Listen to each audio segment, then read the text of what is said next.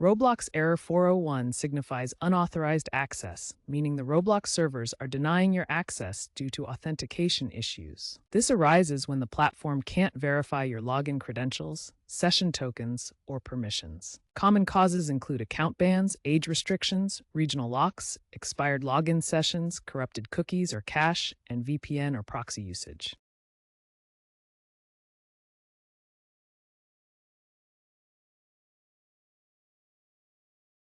It's important to note that this error is platform-wide and isn't tied to a specific game.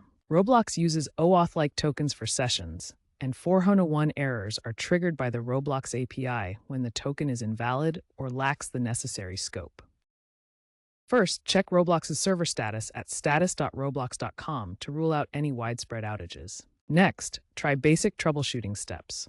Clear your browser's cookies and cache to remove any corrupted data. Restart your device and ensure your internet connection is stable.